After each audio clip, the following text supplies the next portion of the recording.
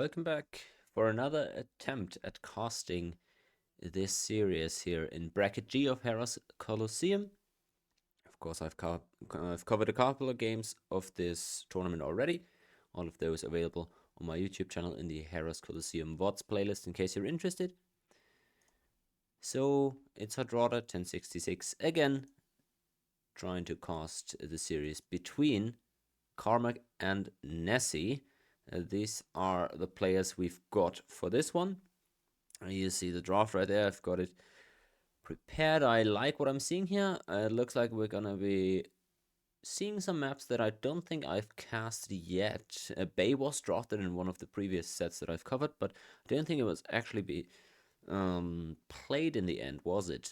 So that'll be interesting. Looking forward to Bay as the game one map there, obviously.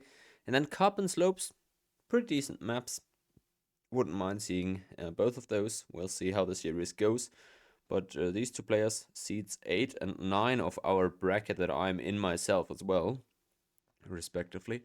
So that should be interesting. Quite close in terms of seeding at least. Although the seeding in these lower brackets especially really doesn't mean anything. The elo is basically the same for all of these players. It fluctuates and you know how it goes. The brackets are pretty close in terms of elo ranges anyways. So who knows? But yeah, these are the drafts. We just saw the maps. These are the civs that both players have chosen. Let's see what we might be seeing here. We've got Slopes, a full land map, which is rather closed. And then we've got Cup and Bay, which are hybrid maps. What do we have in store there? Japanese, Byzantines, Armenians, really nice on all of these hybrid maps. I guess Japanese, Byzantines, some classic civs for both of those. Japanese on Cup sounds really good. Byzantines on Bay is what we might expect from Nessy. And then Tatars for Slopes sounds pretty good on paper. For Karmag, what do we have there? What do we have? Oh, Dravidians, Korean. Oh yeah, Korean Bay has been, or sorry, Koreans on Cup has been extremely popular with the pros as well. I've seen it in my own games as well. People enjoy that, so I could see that coming out. Koreans for Cup, and then Dravidians potentially for Bay, right? Mines, Ethiopians, more of the land map type civs. Could be for Slopes, definitely. We saw Ethiopians on Slopes in the very first game. Oh no, sorry, not the very first game. Or maybe actually the very first game. Either way, in the first series of the actual Hidden Cup 5 main event, we saw a very dominant Ethiopian game on Slopes.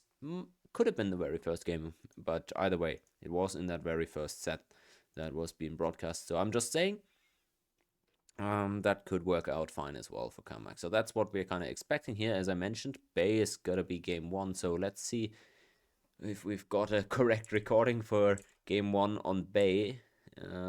Yeah, we do actually. Okay. So let's jump in there and we'll start casting here immediately. That's the beauty of casting of odds, right? You can just jump right in whenever you feel like it from game to game. Here we are. Welcome on in, everybody. It's Karmag with the Dravidians against Nessy with the Japanese. Didn't I say I expected Japanese on Cup? Well, it seems like Nessy felt differently about that, but we'll check out the civs nonetheless and see what could make them good on these maps. So, it's Japanese on the right, Dravidians on the left, and Dravidians have been super popular on water maps pretty much ever since they came out. The best bonus I personally find is that free 200 wood whenever you get up to the next age, right? On water maps, it's so important that you hit these breaking points, ideally faster than your opponent, but obviously also with a better economy than your opponent. If you have 200 free wood there in early feudal, that makes it just so much easier to get that warship production going, set up an additional dock or whatever you really want to use that wood for. It's quite flexible, right? You could use it for farms even if you want to go for a completely different strategy, but that is probably not the wisest strategy since the Dravidians also have that fishing eco bonus, right? That fishing ship carry capacity, and so you don't really want to go into farms before you have to. Fishing ships so efficient. It's kind of fishing ships are kind of like farms, right? In a sense that the workers, they gather a lot and then they have to travel rather far distances to drop off their gathered resources. And so the more you carry with each time you move out from the dock, the more efficient the fishing eco will be, right? It's quite simple, actually. I think you all get the concept. Just, yeah, figured might not hurt to explain it. And yeah, that's pretty much the two major bonuses there for water maps, but Dravidian's pretty good. Other bonuses as well. Obviously, their main drawbacks would be not having access to the knights or really any cavalry, any good cavalry at all. As you can see, they're lacking some very important upgrades there. Yeah, they do get gunpowder though, apparently, and really nice infantry, especially if you get that wood steel Imperial Age unique tech. Pretty good. Pretty good, your infantry. So, yeah, and the skirmishers, of course. Not to forget about the skirmishers. Dravidian skirmishers also super good. Though, we might not see a lot of archers from his opponent here, because Nessy has elected to go for the Japanese, and, well, not really the archer civilization. They are very similar to the Dravidians in the sense that they're also an infantry civ that also has a really good fishing economy, because your fishing ships are working faster, as you can see here, and they also are tankier, just to top it off. And then what I personally love about the Japanese on these hybrid type maps is that your eco buildings are cheaper. Your docks, not your docks rather, but your what are they called? Come on, your mills, lumber camps, mining camps, anything of that sort. Half the cost, saves a lot of wood, enables you to go out for a dock, and we can see that pay off already. Nessy goes for the dock, although admittedly it was not due to having more wood, as we see both players have well enough wood to drop that dock already. But regardless, typically with the Japanese, at least in the hand of pro players, you'll see them get up the dock before their opponent due to that wood cost saving. And yeah, that's pretty much the eco side of things. But of course, as I mentioned, also good infantry with the extra attack. And nowadays also quite popular the Japanese cav archers, which could be really nice against the Dravidians if they ended up going for infantry. But then again, as I mentioned, really good skirmishes for the Dravidians anyway, so that might be a problem there for the Japanese. We'll see which way that ends up going. So yeah, that's kind of the most important stuff. You can, of course, read up on the bonuses as well. I figured I'd just gloss over it real quick, as Nessy is currently housed, not able to get that second fishing ship on the way just yet. Will give Karmag a little bit of an advantage, and looks quite bad, quote unquote, for Nessy overall, because they had that villager in queue here instead of just quickly switching over to Loom. So 42 seconds of idle time. That being said, though, looks like Karmag also needed to wait for some food before clicking up to feudal, and so the idle time is rather even, especially in our elo ranges, in our 1k 11 1200 elo, in that range. 1 minute idle TC time, not gonna kill you. So it's all still just fine for both of these, as we see feudal age on the way, and the transition of the economies, of course, accordingly. Got 3 fishing ships on either side, so quite interesting actually. This is pretty meta. I almost wanna say. Although we can see a bit of a difference here in approach. We have the double lumber camp on both sides. We've got 4 on gold for Karmag, but he is waiting for that wood to make the lumber camp still, or that mining camp. Finally gets it. A lot more on gold though for now, so it'll be interesting to see how that's gonna go. It looks like double dock production is what we're gonna see from the Dravidians here. Remember, they're gonna get a 200 wood injection here in a minute, whereas for the Japanese we have 400 wood floating, but just a single dock. With the 4th fishing ship having been added, I don't really like this. I feel like you're just giving up water for free here. You're making 4 fishing ships. You're going to lose them all.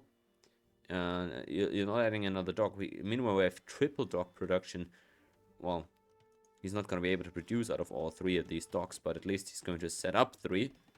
And so, much bigger production capacity there for the Dravidians. Looks like he's gonna have a better start here early on in the water. We see 3 docks actually queuing up a fire galley. That is going to wipe out these fishing ships super fast.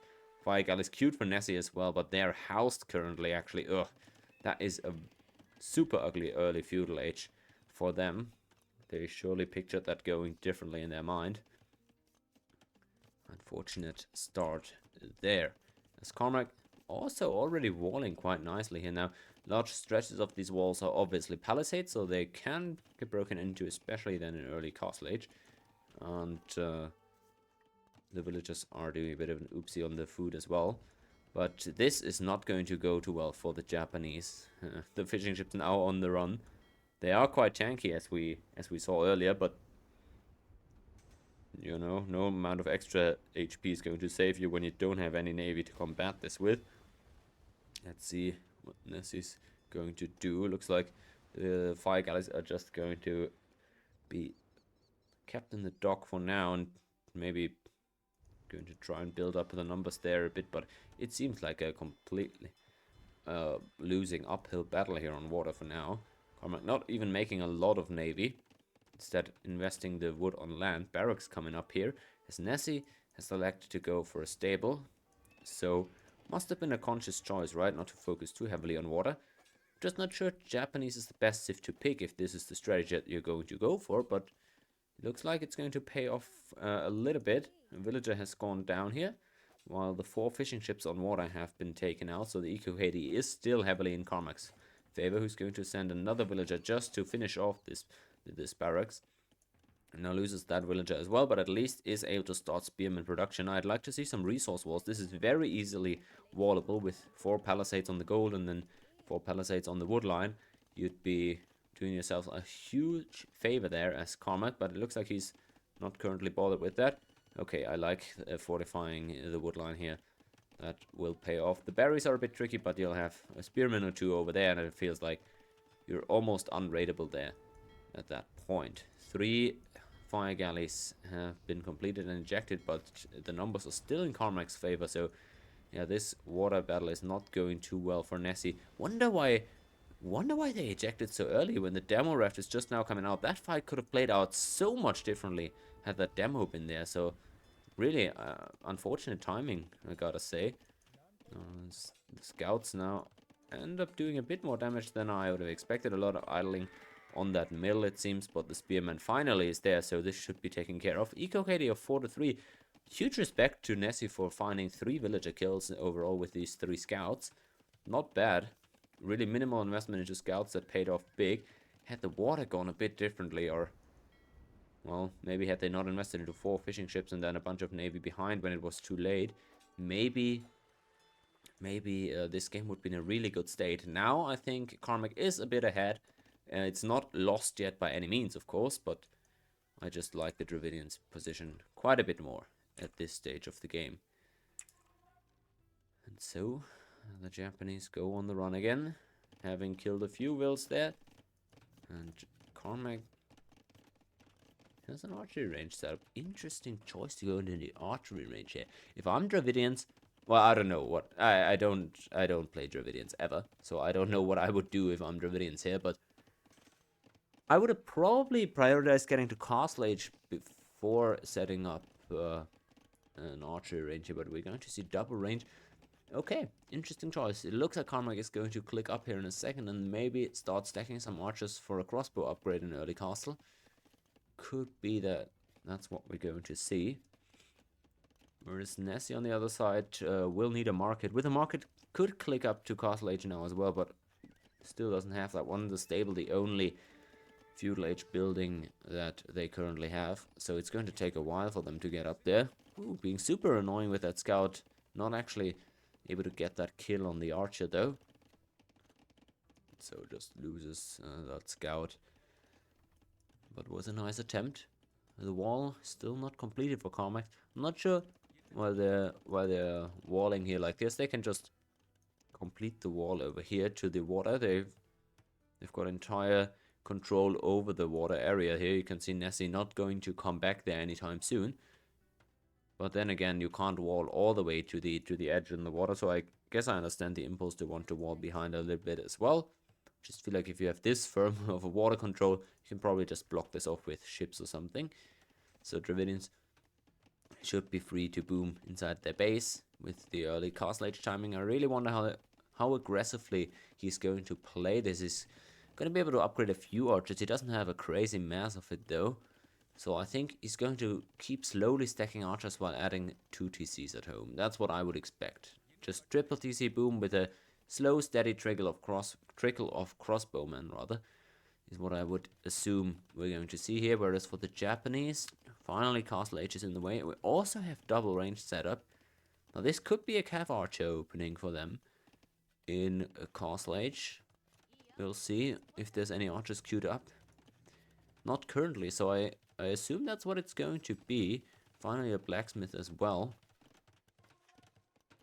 Well, that's interesting then. I wonder how that's going to go. Of course, Japanese Cav Archers are quite good, as we saw. But the part next to the water is not wallable. Yeah, that's what I meant as well. But you can just park some ships here, right? If you have this uncontested water control, you can just park some ships here, and then the enemy still can't walk through. So that's what I meant there. But yeah, I guess it doesn't hurt if you wall a little bit behind. I'm just saying I don't think it's necessary. Okay, Karmag playing this way more aggressively than I would have anticipated. Goes for the siege workshop forward. I mean, I like it because it brings action, but I don't think it's ideal. I think you have a lead, so you can lean into that eco advantage a bit. Maybe he feels like with the water, he already has quite the decent eco lead, and he wants... Yeah, I don't know. I just don't think this can in any way be considered ideal. But it looks like it's doing some damage here. The skirmishers really aren't upgraded up to par yet. Of course, that's not really Nessy's fault, because they aren't in Castle Age, or rather just have arrived there a second ago. But needs to wait a bit before engaging into these crosswomen. I don't like taking these hits here. But should be able to defend from this quite nicely, at least until the Mangonel arrives. At that point, you might want to see some stables there, maybe some knights, or just your own siege workshop for the Japanese. No? Okay. Good to see you again, by the way. Catcherson enjoyed casting your set as well, of course. And finally, we have Elite Skirm, we have Botkin, so now the defense is quite easy until the siege comes, and then we'll see. Nice! Ooh, that was good foresight there on Nessy's part. Wonder if they saw that siege workshop. I don't think they did though. Ooh, that knight is taking a lot of damage though. Maybe not the best. See, what Nessy did there is they pushed the crossbowmen to the western side with the skirmishers, and then they had their knight right in from the western side to kill the Mangonel. You would have wanted to do it the exact opposite way, right? The other way around, where you push the skirms away from the Mangonel, or push the crossbows away from the Mangonel with your skirms, and then have your knight come in. And now we have 2 knights dying without having gotten a single hit onto this Mangonel. Yeah, 3 knights dead for 1 hit. Not ideal micro there by Nessy. But I love the decision to add in the knights early. Just hasn't utilized them to maximum potential. And this game is looking quite tricky. We only see defensive units, counter units made by Nessy right now, and the success isn't really there yet. While still being behind on eco. Really all that's separating these two is the fishing ships right now, but that's quite a significant thing as fish traps are being set up by the Dravidians. I don't know. I like the Dravidian position here, I gotta say. Even though I don't really play that Civ.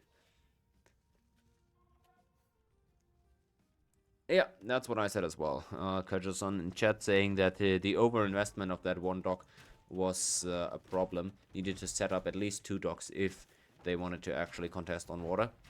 And fair enough, right? That's what I've been saying as well. But on the other side, we saw that engagement. It was like, what was it? 3 fire ships against 4? 3 against 5? And we had a demo come out. If they had just waited for the demo to come out, that was still a fine trade. If you wait for the demo, you can win that 3v5. And then, basically, even if you don't make any more navy after that, you force your opponent to invest in 2 more docks than you and in a lot more warships than you. So that is still good, even if you don't win the water. So I feel like even that 1 dock play could have worked out, although I agree it's not ideal. It could have worked out had they played it a bit better and been a bit more patient. This is tragic though, losing those knights to conversion. Really nicely done by Karmag. Takes this slow, sets up the monastery, once he realizes knights are going to be the primary counter for the siege. And this is going to be a problem, because those knights absolutely tear apart the skirms. Nothing you can do to kill those, really, in Nessy's place. No pikes available, no monks on their side. So this is going to be highly problematic. Oh, and that's going to be another knight gone, isn't it? Oh, no. Actually, conversion doesn't complete there. Knight dies either way. And there we have a defensive mangonel now. Looks like a siege workshop was set up finally by Nessy. Let's see how good the siege micro is. Amazing shot, though, from Karmag. Oh, God. Nicely done. Can he get another conversion? No, it looks like it was a deletion by Nessy, wasn't it? Not bad, but just barely holds onto this position, and it looks like the trades are at best going even for them. So, yeah, I'm not a massive fan. Let's see. Is this mango finally going to die? It's not. How long can Nessy keep this up? It looks like with the idle time being higher on their part as well. I just don't know if it's going to get any better here. The scout doing so little damage to this mangonel. Oh, and what a shot. Oh, God, it's over. That was the straw that broke the camel's back. Karmag takes the first game here. Wow, okay. Well, it was just a lot going right there. Okay, well, GG's. Karmag takes game 1. I gotta say, this was not unwinnable for Nessy. It was just 3 or 4 things that Karmag did a little bit better, right? The Dark Age already was just up like a half a minute earlier or something. Nessy could have had that dock up first, could have had the fishing ships out first due to being Japanese. Didn't manage to do that. Then in Feudal Age, Karmag chose to focus more heavily on water. Nessy chose to go for scouts. The scouts did a good amount of damage. The water wasn't played ideally. We've already analyzed that. And then, yeah, here in these trades as well, Knight skirms against Crossbow Mango was decent, at least before the monks came in, but it just wasn't played to perfection. And Karmag had a bit of the better end of these trades. Did micro the army a bit better, and ultimately got away with it being a single TC play for the longest time. So not bad. He takes that first map. Was a nice game though. Let's check out what we're expecting for the next game or games. And we'll see what we have. So that was Bay. And that was Dravidians against Japanese. The first picks, okay. So now Nessy could choose Cup as their home map. Could also elect to go on the slopes. Those are the 2 maps left. And in terms of draft, well, both of these guys are set up fine to play either map. Yeah, I don't know. It just depends entirely on personal preference. Maybe you want to go for Cup because you've got 2 civs there. Although Armenians are also pretty good on slopes, I feel. So you have a lot of flexibility either way.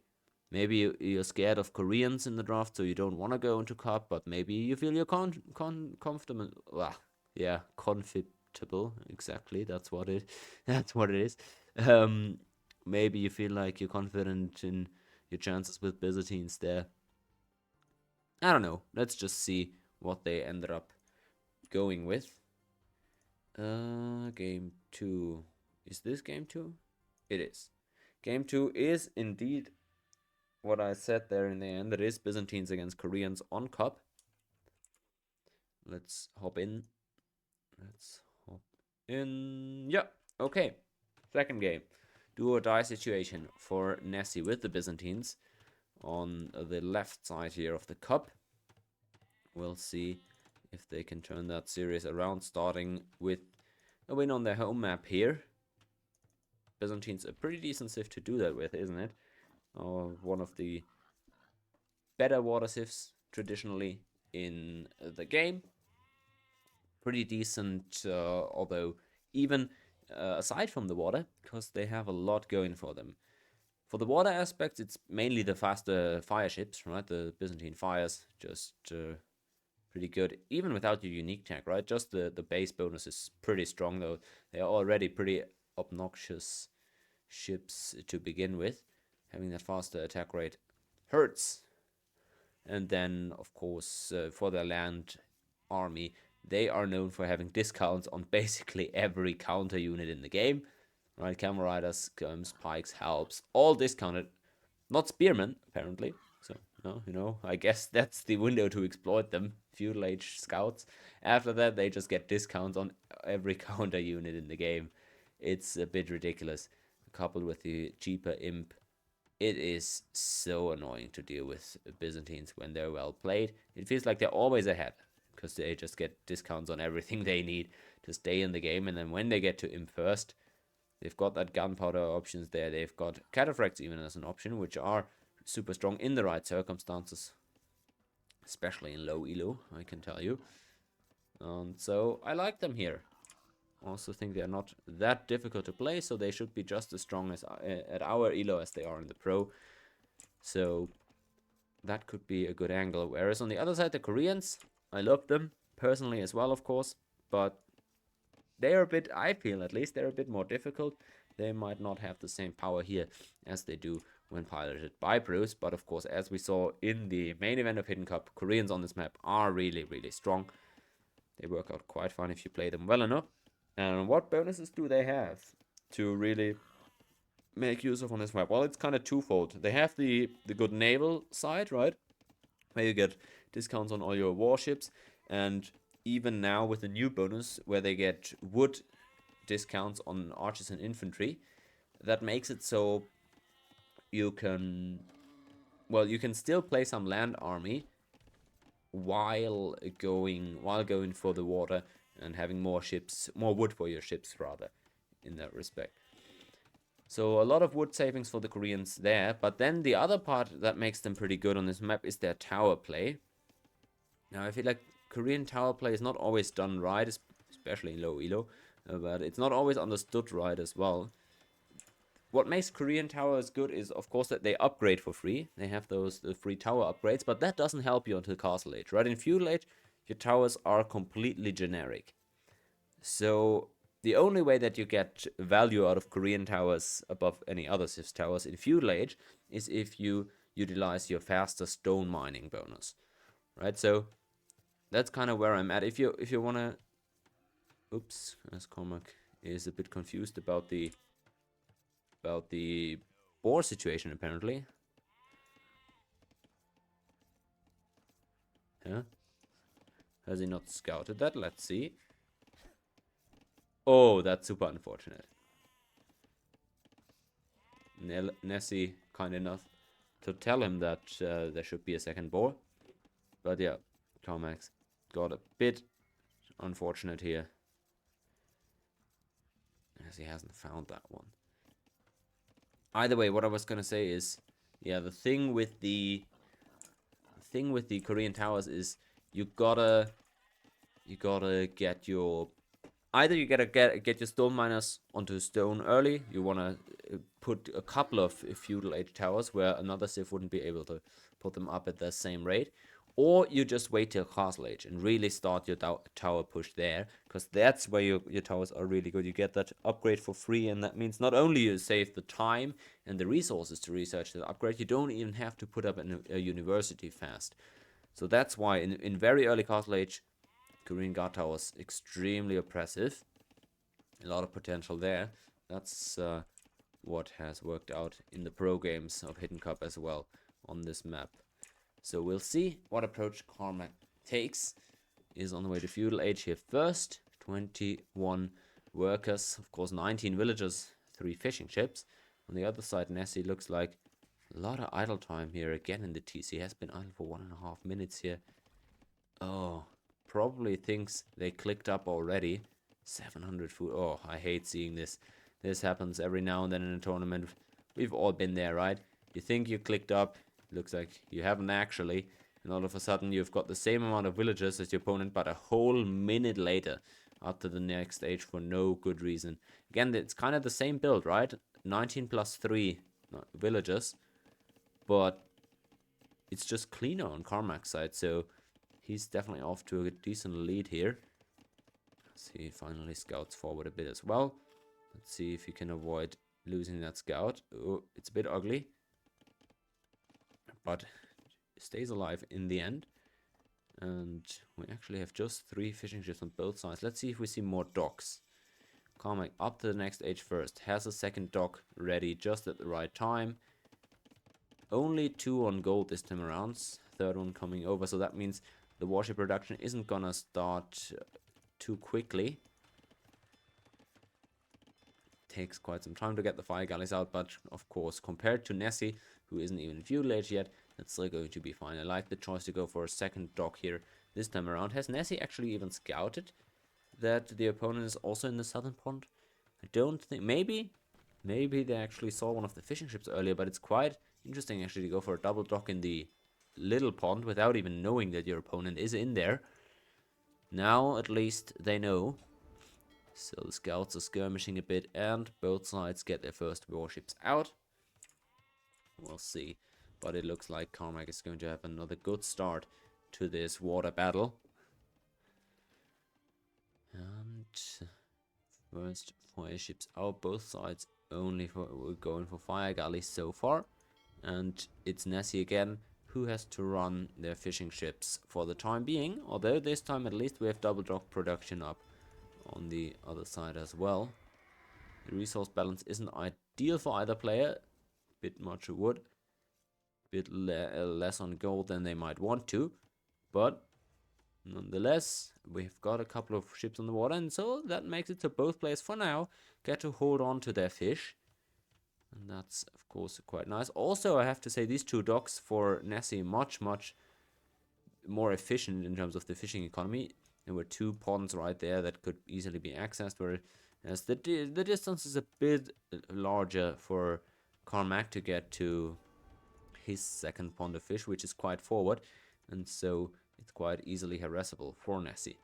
Now, I'm wondering, what are we going to see from the Koreans here? We're going to see an archery range, and that's surprising. I would have thought maybe some early towers here on the water to help with this. Very nice blocking with the fishing ships as well. Makes the fight a little bit easier for Karmag, although the fish are going to die here in a second. That's interesting. I don't really know if you want that archery range yet, or what you're going to make from it. Some spearmen can be helpful, actually, against the ships. They do quite well.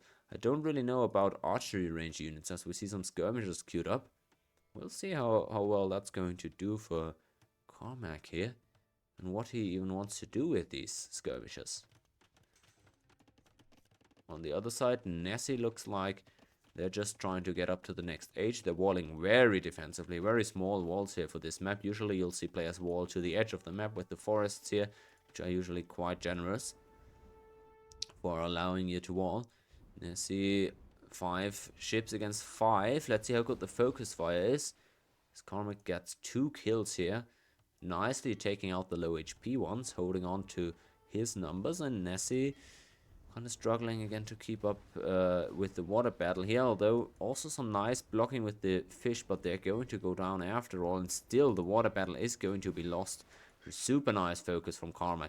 Look at this, able to keep the low HP ships alive, just losing a single fire while taking out 3. I love to see a repair villager come forward, and that's probably what we're seeing right now, although those could also be here to put a tower or something, because finally we see Karmag having transitioned onto stone. 440 stone in the bank.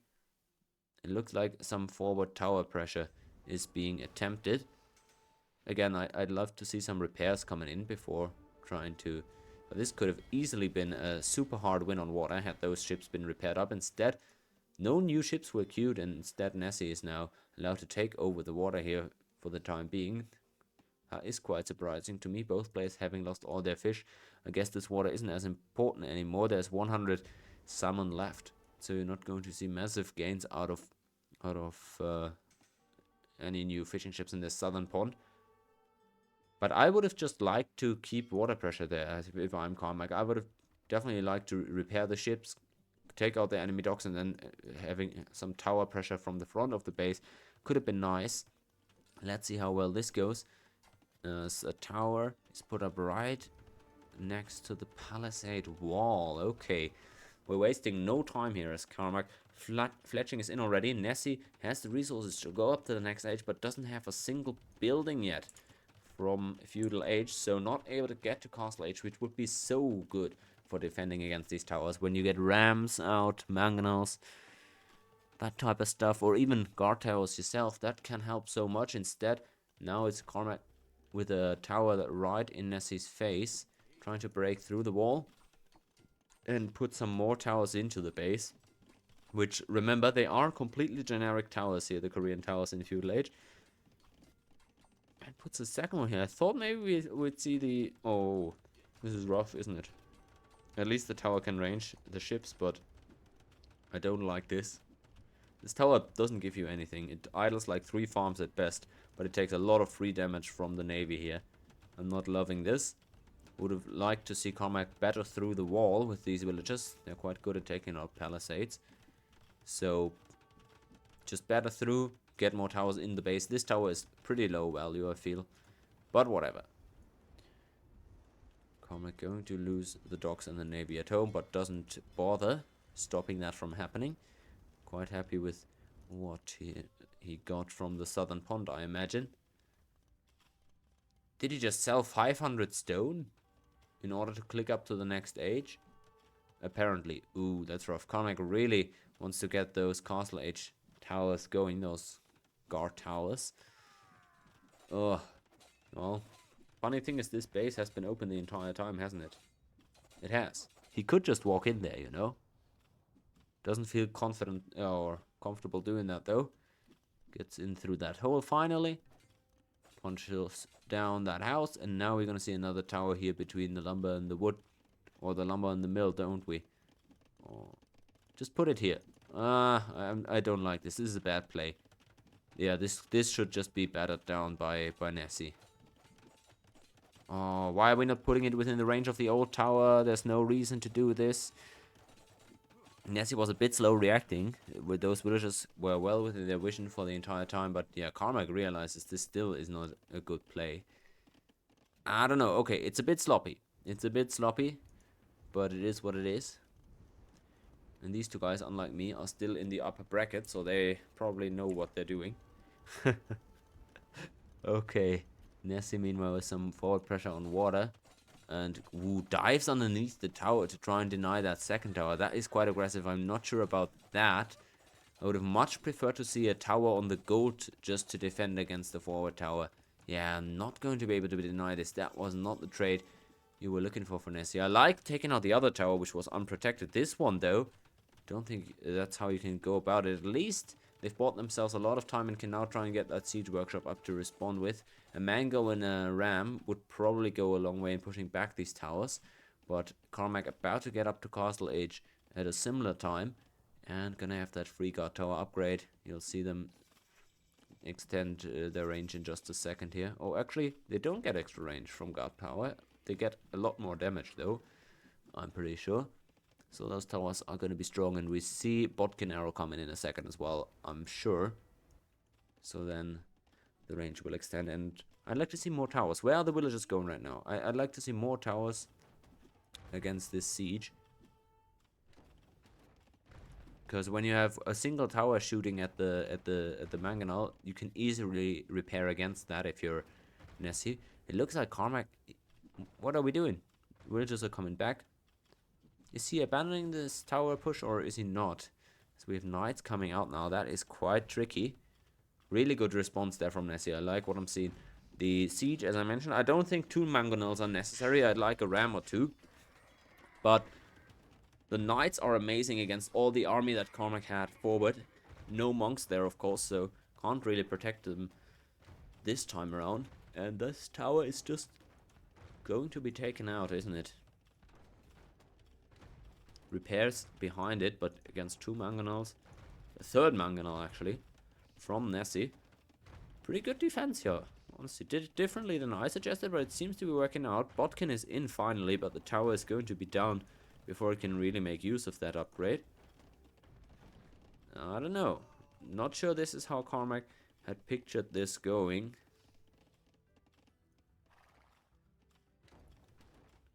Now goes into knights himself. Okay, interesting choice. Not sure how to feel about this. Typically, you definitely don't want to go into cavalry with Koreans, and Byzantines with the super cheap camels as well. They have a stable because they've been making knights. I don't really like that choice. And I like this though for Karmag, right? This tower position is pretty nice. So you have 2 towers being able to fire on the mangonels. Sadly, you only have 1 tower with villages garrisoned, and that knight kind of just can stand underneath there for free. But you can see both the mangonels have been taken out, so it's tricky to push these towers without rams. That's what I meant earlier. What's the next move there for Karmag? Currently just going for that knight transition. Very interesting play. That's kind of the last thing I would have expected out of the Koreans. But maybe that's the idea. Maybe that's the idea. Go for something that your opponent is not expecting. And we have a monastery from nessy. Alright. Apparently it's going to be monk defense against the knights. Not bad. Pretty fast reaction in general. Like, these 2 guys, they are in my bracket, but it seems like they're devising new plays and reacting to their opponent's plays way faster than the players I typically play against. So, yeah, this is definitely a different level of gameplay than we saw in my own first round series, for example, where I felt like both of the players weren't really anything special. This is pretty good. Like, they are pretty fast at going into new plays and defending from plays. Pretty decisive as well. Not bad. Eco KD 9-4 in Karmag's favor, as knights are forward on both sides here, funnily. Still not really the situation I love finding myself in for the Koreans. The only issue for the Byzantines is the villager numbers. I haven't noticed that until now, but it's a 20 villager lead for Karmag. No fishing ships included there, right? So it's just 2 TCs against 2 TCs, and the idle time is what separates the 2 as of now. Man, that is rough. Sure, he's killed an extra 5 vills, but he's also produced, like, I don't know, an extra 20. Koreans definitely in the lead. You can see the score reflecting as much as well. Neither player going for any docks in the northern pond, interestingly, as the gold is going to be of interest there sooner or later.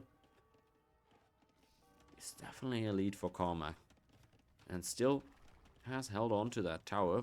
Somehow nessy hasn't used the time to take that out. And they had that knight hitting the tower, just sending out a single siege ram with that, or battering ram. Would have been so useful. I don't know. Somehow that Korean knight transition, I really, again, I wanna repeat, I don't think that the knight play was great here for the Koreans. Sure, you can use Korean knights in specific circumstances. I'm not saying you should never make knights with Koreans. I'm just saying there was nothing that really prompted knights here. Like, what unit that nessy made were you going to take out with knights where something different couldn't have worked out? Because you don't get a discount, you don't get good upgrades for them. That's why I'm thinking you could have just gone for siege. That would have been decent. You could have gone for, as we now have the monastery forward, that's going to help a lot. The castle, I like seeing that as well. You could have gone for archers, crossbows, that type of stuff. I feel like crossbows could have been amazing in this game. Really, they're really well protected by the towers and then can launch arrows at the villagers. Even take more eco space as well from nessy. I don't love the knight play, but at least it was committed to. And with the better eco, it's also able to outproduce Byzantines here, who are finally switching into camels, which is pretty much going to nullify that knight play. Interesting choice to go into devotion as well from Karmag here, further leaning into those knights, where monks are really not needed for nessy to counter them when you have Byzantine camels. Let's see if any conversions are going to come through. Doesn't look like it, even though devotion isn't in. We're not seeing any successful conversions, quite unfortunately for nessy. Yeah, couple of questionable decisions with the knights, with the monk response, and so on, with the tower. But I want to highlight that the reason these 2 guys are better than me, and likely my opponent from the first round as well, is not because they're making amazing decisions, but because they're making decisions quickly and they're committing to them. And that is quite impressive to me, nonetheless, despite it may be sounding like I'm hating on them the entire time for criticizing the decisions. I'm just trying to think out loud and evaluate what I'm seeing. to see if maybe I should incorporate some of it as well in my games. Although I'm just always gonna meme, aren't I? So, who am I kidding? And it's war wagons now out of the castle for Karmag. Okay, well, I guess that works. Guess that's fine too. Now this is gonna be a difficult push to stop for nessy with the eco being as bad as it is. We have a 30 villager gap at this point. I just don't see it getting better for nessy. They need to... I don't know. At this point, I don't really know what they need to do. Because they have the counter units, but obviously just stabilizing is not gonna help. You're still behind 30 villages. Even if you only trade even from here on out. The fish traps were not the answer in a position where you can't defend them whatsoever. So, I don't know about this. I don't think this game is going to go too well for nessy, is it? Counter raid is always a nice attempt, but with the TCs being so well set up from Karmag, like look at this, the entire eco is protected by the town centers. That is really nicely done. You almost can't raid that unless you have got like knights with +2 armor. But really nice. I like that. Karmag looks very calculated and well set up at home. 30 villagers lead. Bunch of knights out. Bunch of camels out to counter. But yeah, I guess it's not a massive investment into these knights, but with devotion, with the +1 armor, he's actually going to get +2 armor. Okay. Kind of feels like my Koreans are getting butchered here a bit in terms of the play. Don't play Koreans if you want to play knights. I just have a personal vendetta against knight players here. I hope you guys can forgive me. Really nice counter conversion. That was really nice. I can't give enough credit for that. Most people would panic in that situation, but the monks were utilized extremely strongly. 2 monks to convert the units back and 2 monks to heal the monks that were under fire. Really nice. That's what I like to see. Good monk play out of Karmag. Again, if you want to play knight and monks, Korean's really one of the worst civs to do that with. But no, he's using them well in this game state, and no matter which civ you're playing, if the game state calls for it, you gotta go for specific units. And if you use the units that you know how to use well, honestly, I don't have a problem with it. Last attempt at maybe a counter attack from nessy. Let's see if they can find some damage here. A villager's going to go down. Is it going to be much more than that though? Not sure, as Karmag has done a super nice job fortifying the lumberjacks here. Oh god, I don't think this is gonna do a lot. The camels, no armor upgrades on them whatsoever. The TC just shreds them to pieces. This game looks done, isn't it? Oh, all camels to lead. Yeah, I don't know. Honestly, that's it. 33 wills, no army left on the field. Enemy is pushing you with castle, monks, everything, knights, war wagons. Wouldn't surprise to see a GG soon. And even a defensive castle, Karmag feels super comfortable in this position. Says, I don't need to expand anymore here, I don't need any more forward pressure. I've got this on lock. And now the defensive castle to protect the last little area in his eco that wasn't protected yet. Now, I don't think this is necessary. I would much rather see a castle further out to buy some new eco space. But plays it super safe because he knows he doesn't need to go for anything crazy. And converts even more stuff forward. This is only a question of time, isn't it? Man, very impressive series. These guys are in the same bracket as me. I'm a higher seed. I'm a higher seed than these guys in this bracket. Can you believe it? You see the elos on top. nessy is like an 1100 player, as they call the GG. Karmag is like a 1200 player. And I'm a higher seed than these guys. Yeah, it's gonna be a difficult run for me in this bracket. I can tell you guys that much. As nessy is knocked into the lower bracket rather. Karmag, very impressive showing. Stays in the upper bracket. 8th seed beating the 9th seed. And takes it 2-0. So we're not going to see slopes in this series.